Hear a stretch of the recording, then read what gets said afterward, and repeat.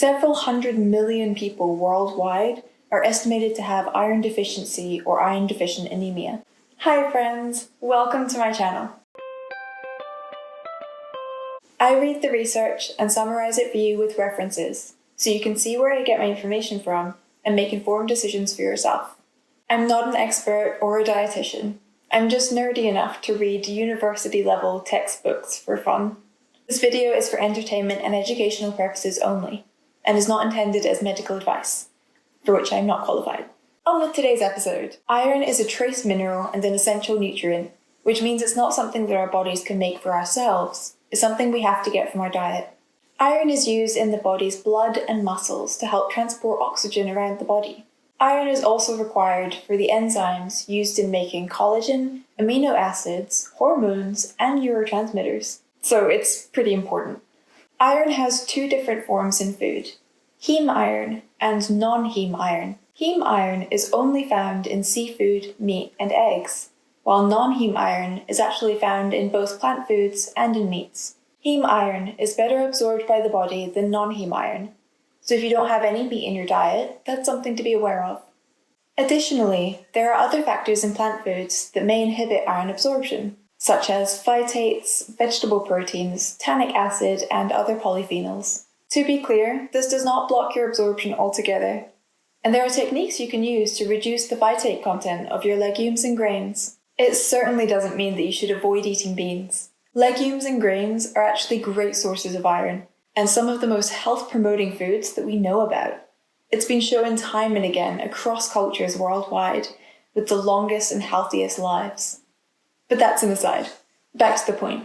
If you are worried about your absorption being inhibited, you can reduce the phytate content by soaking your beans. And if you're having foods rich in tannins, such as chocolate, wine, coffee, and tea, try to have those in between meals rather than with your food. One of the best things you can do to increase your non-heme iron absorption is to eat foods containing vitamin C with your iron-rich meals. The good news is, that's actually really easy to do.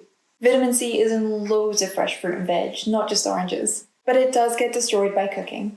So ideally, try to have your vitamin C-rich foods fresh, like some capsicum in a salad, or some lemon juice sprinkled over your steamed spinach. Your personal iron needs will be affected by things like your age, your health, your genetic variation, and whether or not you menstruate. People on average omnivorous diets who menstruate need roughly 18 milligrams of iron a day, while those who don't menstruate need 8. If you don't consume any animal products and you only get your iron from plant sources, it's actually recommended that you have 80% more iron a day than the average RDI. To find that number, times your RDI by 1.8. So for those who menstruate, that's 32 milligrams, and for those who don't, that's 14. And those numbers are different if you're pregnant or lactating. It is possible to get that much iron from plants alone, but from experience, it's actually quite a challenge and takes some planning. For the average population, the upper level of intake, that's the maximum that you should have in a day, is 45 milligrams for adults, whether or not you menstruate.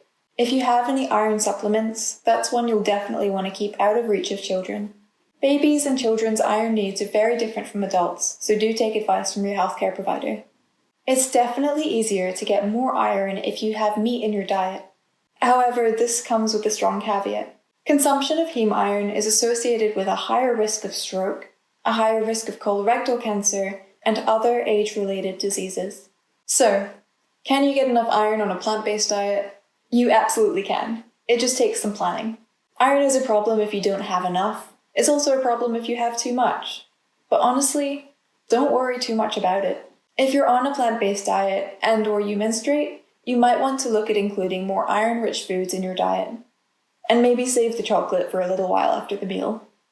Thank you so much for watching my video. If you're interested in more videos like these, I'll be doing more research and making more of them. In the meantime, follow @nerdyherbivore on Instagram for more facts and tips.